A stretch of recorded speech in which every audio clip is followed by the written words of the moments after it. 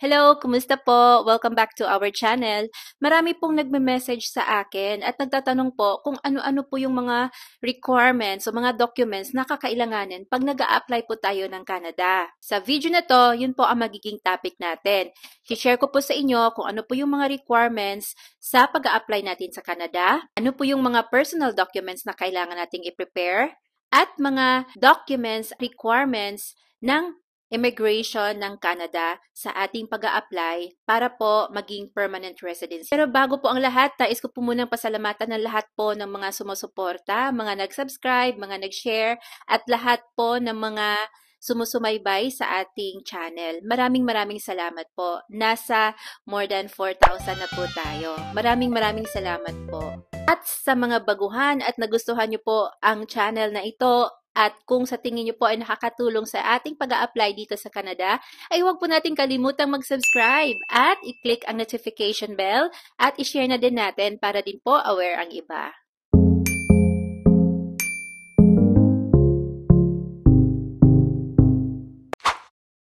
Nais ko po munang ipaalala na dapat po handa tayo sa ating pag-a-apply dito sa Canada. Tandaan po natin na napaka-importante po na mag-research muna tayo bago mag-go para po hindi tayo magugulat sa mga surprises ni Canada once andito na tayo. Alamin din po natin kung meron po bang permanent residency pathway ang ating pinili na trabahong ina-applyan para po mapanatili ang ating status once matatapos ang ating kontrata as temporary foreign worker. At hindi lang yan, alamin din po natin kung hindi man ba ang ating skill o trabaho sa lugar na pinili. At kailangan po ang ating work experience ay naka-align sa NOC or tier dahil ito ay isa sa mga required ng immigration ng Canada.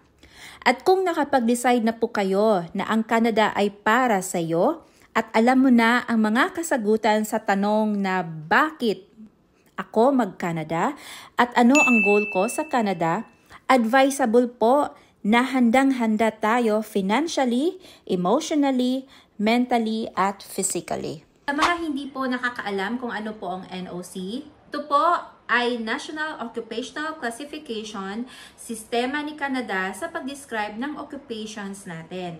Sa mga wala pa pong idea nito, mag-share po ako ng short sample para sa inyo. Ito ay sample kung paano po natin mahahanap ang ating NOC title. So, i-type lang po natin itong noc.esdc.gc.ca. I-share ko po ang link sa description box. Halimbawa po, punta po tayo dito sa search at hanapin natin kung anong trabaho po at kung anong skills po meron tayo. Halimbawa po, harvester sa farm, ganon. So, search natin. So, lahat po ng related ng harvester ay lalabas po dito. Scroll down natin. So, ayan po lumabas. May unit group, may category, at saka yung tier number or NOC number. So, lumabas po sila dito. Ayan, farm machinery operator, fishing vessel deckhands, harvesting laborers, aquaculture, and marine harvest laborers. So, ganun lang po malalaman kung paano po natin i-search yung ating job title by NOC. Unang requirements po sa pag-a-apply ay kailangan po natin gumawa ng resume na naka-Canadian template. Dapat po nasa pinakauna ang job description na hinahanap ng employer para po mapansin kaagad ang ating resume. At advisable din po na gumamit tayo ng friendly ATS resume. I-highlight po natin ang mga keywords sa ating skills. Ito ay para ma-optimize at may high chance na mapili ang ating resume. Kailangan pong galingan natin ang ating resume para po pag nakita ito ni employer o ng HR hiring manager ay mai-impress po sila at matawagan tayo for interview. Meron po akong ginawang video kung paano po gumawa ng Canadian resume. Gusto nyo pong manood, i-share ko po ang link sa description box para po magkaroon po kayo ng idea kung paano gumawa ng Canadian resume. Ang pangalawa po na kailangan natin sa pag-a-apply ng trabaho is kailangan natin gumawa ng cover letter. dapat nakasulat dito ang ating credentials na fit sa kasalukuyang ina-applyan natin na posisyon. Ito ay isang brief explanation ng ating credential na kung bakit ikaw ang karapat-dapat na piliin ng employer. Pag nagsisimula na po tayo na mag-collect ng ating mga personal documents, I would suggest po na pili po tayo ng ganitong folder. Yung pong meron ng individual divider po para po mabilis na makita natin ang ating mga documents at gawan po natin siya ng checklist. Dito po sa harap ilagay ang checklist para po it's easier for us na malaman kung ano pa po yung mga kulang ng mga personal documents natin. Gusto ko lang pong i-share na noong nagta-travel na po ako, may dalawang folder po akong ganito. Yung isa para sa immigration only at yung isa ay supporting documents. Nung nasa immigration na po ako ng airport, hawak ko po yung immigration folder only ko. Para it's easier po sa akin na mag-scan na lang kung ano po yung hiningi ni officer sa akin. At yung isang folder ko na supporting documents ay nasa hand carry ko din. Just in case po may hingin si officer sa akin na supporting documents na kakailanganin po niya. Napaka-importante po, scan natin ang ating lahat ng mga documents, save natin sa USB, and at the same time, send na din po natin sa ating personal email address. Just in case po na mawala ang USB, meron pa po tayong kopya na nasa email natin. At I would suggest din po na yung mga documents natin, dapat meron pong photocopy isa-isa. Para in case po sa airport o kung saan man tayo mapadaan, kung hihingan po tayo ng officer ng isang kopya na spare, meron po tayong dala na photocopy. Hindi po tayo mai-stress. Ang mga personal documents na kakailanganin natin, dapat po meron tayong passport na hindi expired. At least meron po siyang validity na 3 years. Kadalasan po ng mga contract ng mga foreign worker dito sa Canada is 2 years or 3 years po.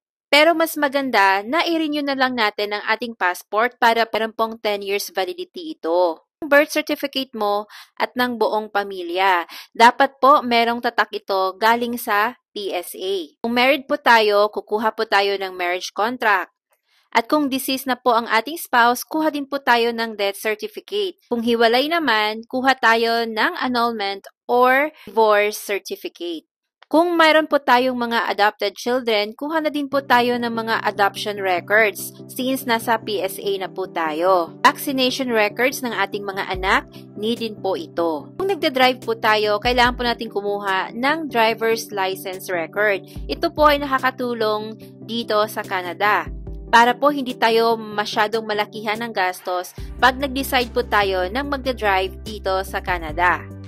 Kuha na din po tayo ng ating mga diploma at transcript of records. Kailangan po nating kumuha ng SCA. Yung ating transcript po ay ipapadala dito sa Canada sa mga designated institution para po i-access po yan. Para malaman kung ano po ang equivalent ng ating education sa Pilipinas dito sa Canada. At ang validity ng SCA ay 5 years. Ang government requirements ay hindi po natin control ito. Kung ano po ang required ng immigration ng Canada ay dapat po nating sundin. Isa sa mga kailangan po para makapag-process tayo ng permanent residence dito sa Canada ay ang police clearance. Valid po ng 1 year. Advisable po sa tayo kukuha ng police clearance pagka nakaprocess na ang ating permanent residency. Kailangan po ng police clearance sa mga bansa na tumira po tayo ng 6 months over. Kung sakali po na aalis tayo sa bansang pinagtrabahuan natin, dapat ay alamin natin kung paano po makakakuha ng police clearance pagka outside na po tayo sa bansa na iyon. Panoorin din po ang video na to, yung mga initial documents na kakailanganin. Baka po may nakalimutan po ako na banggitin at nandito po sa video na to. Kailangan din po natin ng biometrics. At ang pagbabayad nito ay sa official site lamang ng Immigration ng Canada. Need po kumuha ng medical sa pag-process ng ating permanent residence. Ang Immigration of Canada ay merong designated clinic kung saan po tayo pwedeng magpapa-medical. Sa mga nagtatanong kung ano po ang mga pinag-check sa medical, para sa permanent residency processing. Ito po yung pinag-check sa akin nung kumuha po ako ng medical, nung nag-process po ako ng permanent residency. Pag nag-a-apply po tayo sa labas ng Canada, kailangan po nating mag-provide ng proof of funds. Ang proof of funds po ay nakadepende kung ilan po tayo sa family. Meron pong bracket ang Immigration of Canada. Sa employment requirements, kailangan po natin ng Certificate of Employment. Dapat merong letterhead ito. Nakasulat din ang duration of employment, salary, at position mo sa trabaho. Ito ay may signed contact person, telephone number, at email address ng kumpanya. Kailangan din po ng work reference. Lagay nyo po dito yung manager nyo o kasamahan nyo po sa trabaho. Kailangan din po ng 3 months pay stub. Meron po akong importanteng bagay na nakalimutan kong banggitin kanina about po sa police clearance at sa vaccination records ng mga bata.